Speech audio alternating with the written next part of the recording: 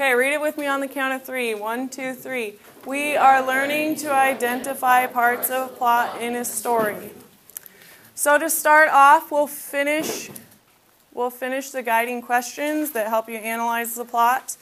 Then we're going to review the questions in a discussion at the end of 10 minutes. And then we will move on to your plot comic assignment.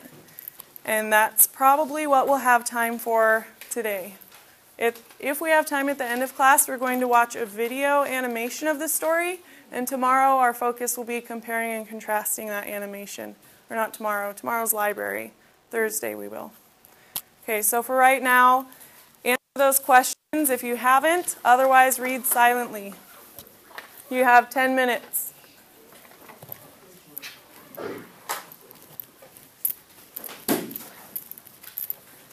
Yes. Can you put words something on my seat? No. Brenton, go back to your seat. Do I have to do all of these too? Yes. All of them? All of them. In 10 minutes. Well, you can finish them at home, but work on them for 10 minutes. What about this? Yeah, fill it out as you go. Okay, you guys lose a fishy. I need you silently working for 10 minutes.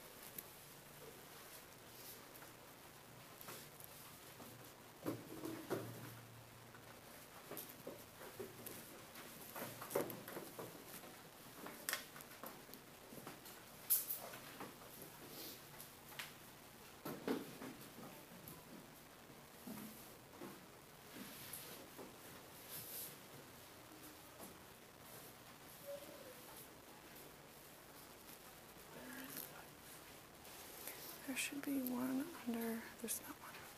What's that?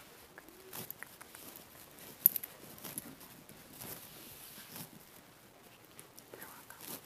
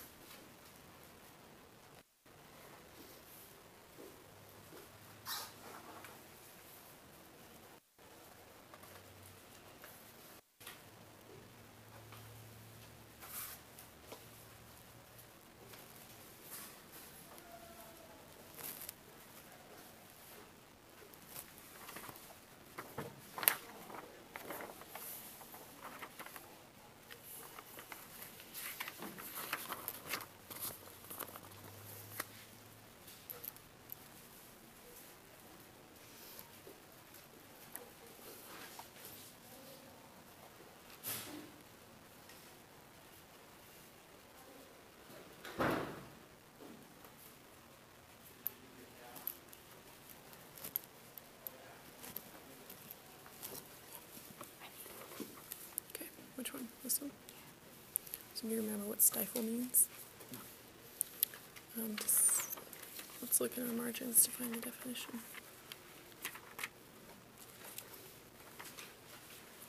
Right here. So he smothered his groan. Why did he? What's ground? What's ground? Like a noise that you make. A groan of mortal terror. So it's like a low noise that he made, but then he stifled it. So the old man wouldn't hear it. Actually, it's the old man stifling his own noise. So the narrator wouldn't hear it. There you go.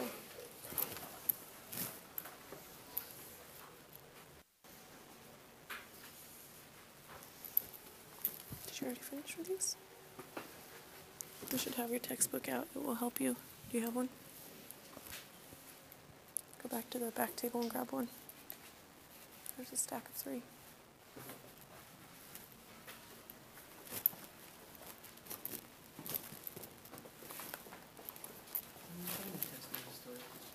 Friday.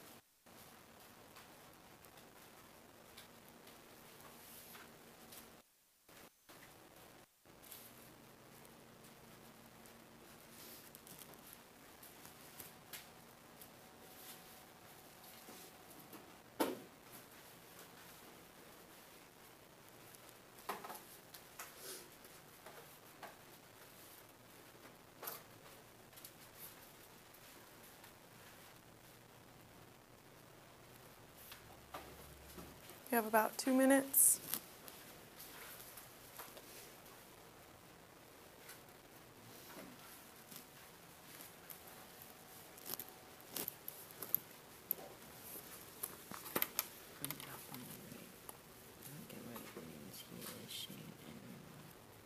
Sane and reliable. So to be sane means to be sound of mind. The opposite of sane is insane. Does that make sense? So, explain how he's insane. Well, explain how he tries to convince us that he's not insane.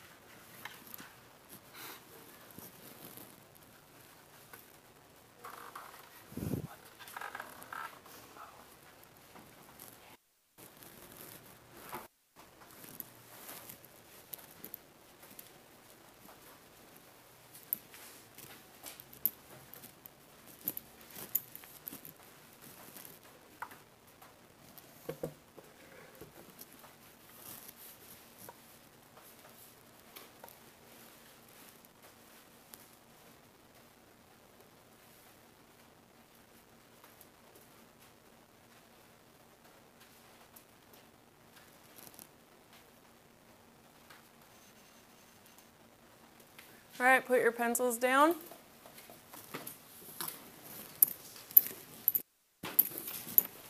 Okay, if you didn't finish writing the responses to your questions today, it is homework, but we are going to discuss each question. We're going to do it to where you talk with your shoulder partner, and then I will call a random student to share. So make sure that you're using your shoulder partner. Responses ready. Oh, we're out of order. Okay, so we've already done to number 8, so we're working on number 9. Let's look at number 9 on your paper. Which of the narrator's actions when dealing with the police most clearly demonstrates his audacity? When you're discussing this with your partner, you need to know what the word audacity is, so remind yourself by looking in the margin.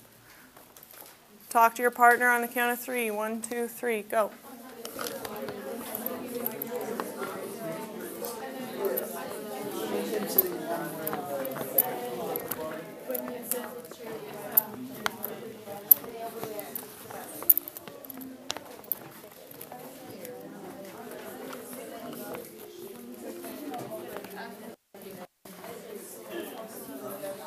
Do you need an extra copy? No, I'll print one off.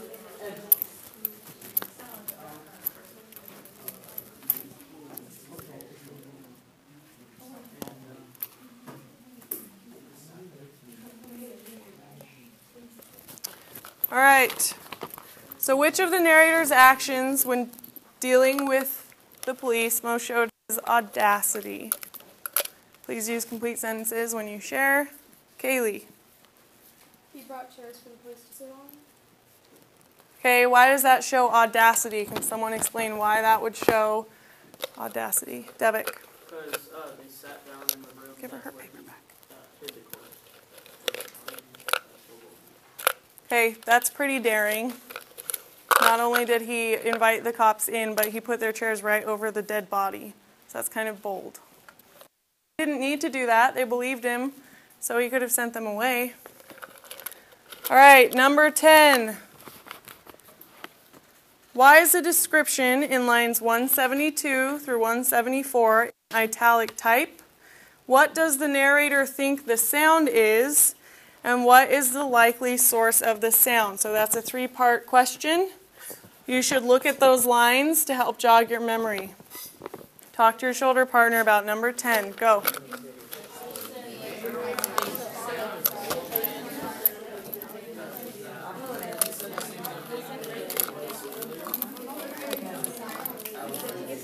Who are you talking to? Okay.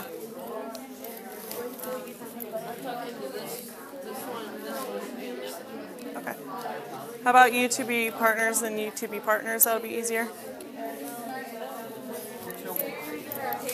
I know I have to wait for a pause. When we're doing the comics, I'll get you a paper.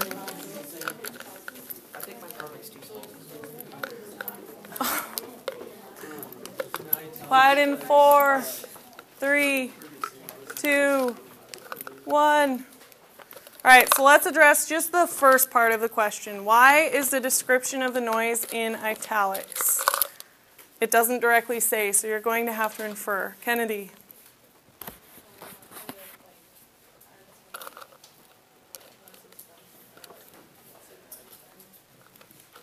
Okay, it makes it more intense. Haley, can you add to that? Polito. Well, it's like trying to really like feelings into it. Okay, maybe he's trying to emphasize some feelings. Did anyone have a different idea they'd like to add? Did you raise your hand briefly? Yeah. Okay, Caitlin. He said that already before in the text, and he was remembering, like, bringing it back to him what it was, or what the sound was. Okay, nice catch. So he already said those exact words before in the text. And so maybe that's why he italicized them this time to emphasize that. Any other ideas out there? Andrew? He said that it, like, kind of sounded like a muffled clock. And a clock was, like, clock. Mm-hmm. Okay, and that's why he put it in italics. Okay. Could be. All right, what was the next part of the question? Oh, what does the narrator think that noise is? So it sounds like a clock, muffled in cloth, but what does he think the noise actually is? Not here. Kane.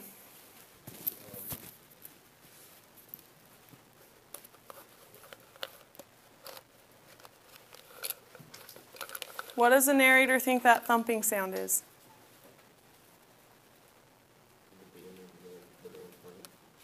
Okay, the beating of the old man's heart. And what do you think the sound actually is? So it doesn't tell us where the noise is really coming from, but what do you think the sound really is? Ramsey. Make an inference.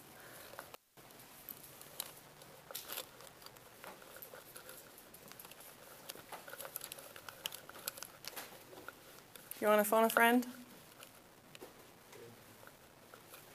Jet, he phones you. What was the beating of the, or what was that noise actually? He thought it was the old man's heartbeat, but what could it have been? I thought it was the He described it as the sound a watch makes, but that was a metaphor, so it's not actually a watch. Kevin. Okay, so Ramsey, repeat what Kevin said. Beating on the wall? Okay, anyone else have an idea of what the sound might have actually been? Haley.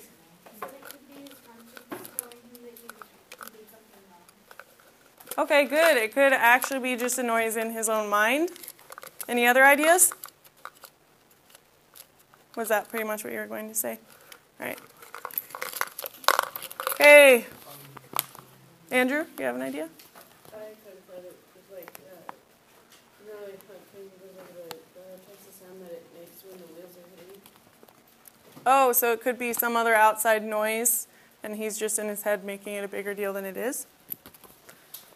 All right, let's move on to number 11. Why does the narrator start speaking more vehemently? When you talk with your shoulder partner, you need to remember what the word vehemently means, so check your margins. Okay, talk with your shoulder partner. 1, 2, 3, go.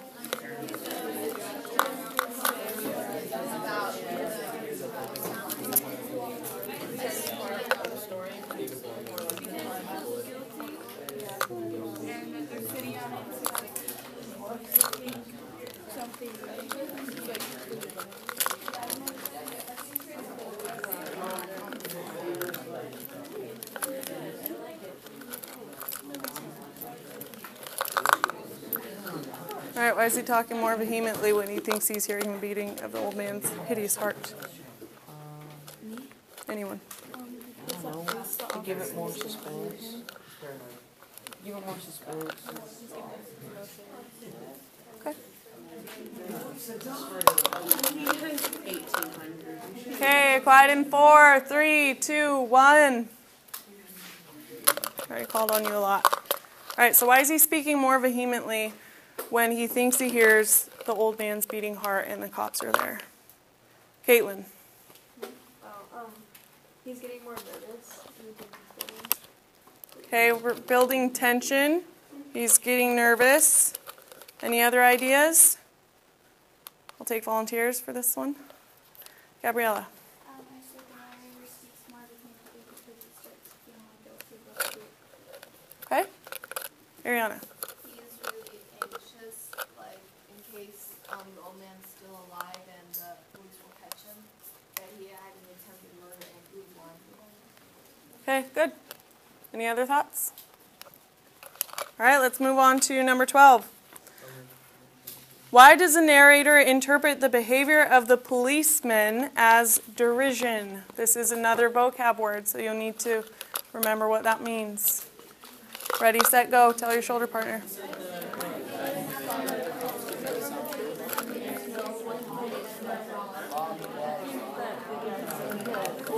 Well, Brenton, what do you think?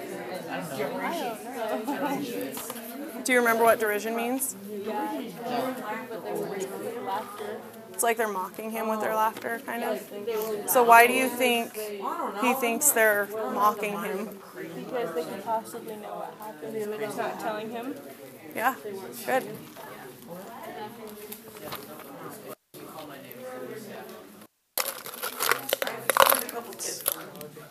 All right, quiet in 4, 3, 2, 1. Okay, so behavior as Meredith. Because the person could know that he killed him, but he's not telling him. Okay, so he thinks that they know he's murdered someone and they're just not saying anything yet. So they're making fun of him with their laughter. Anything else? All right. 13. Very similar question. Why does the narrator call the police officer's smiles hypocritical? Another vocab word. Tell your shoulder partner. Go.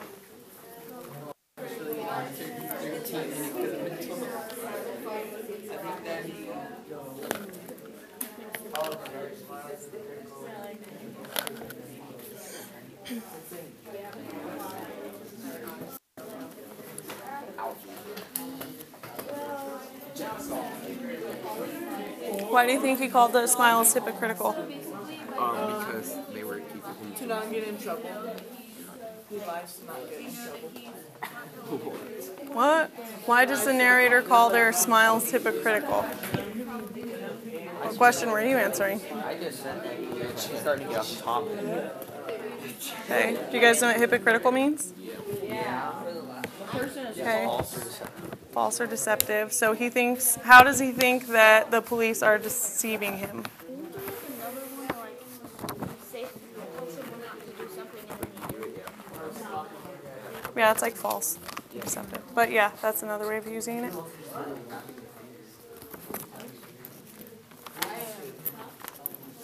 Okay, quiet in 4, 3, 2, 1. So why did he think their smiles were hypocritical, which we know means false and deceptive? Jaden.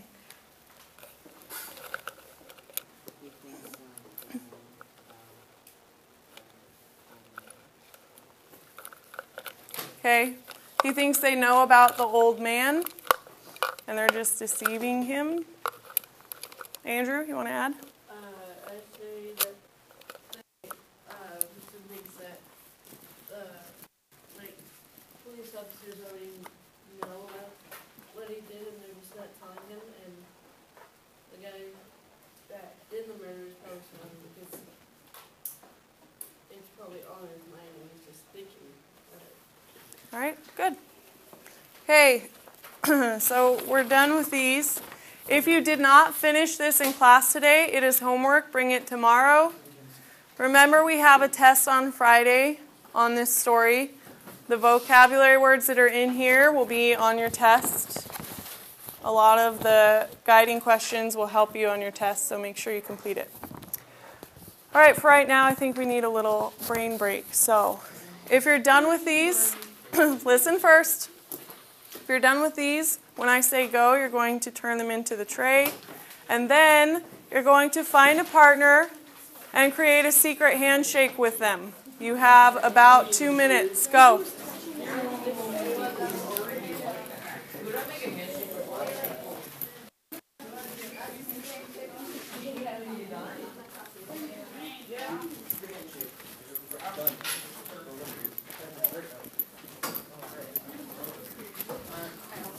I'll turn mine in after everybody.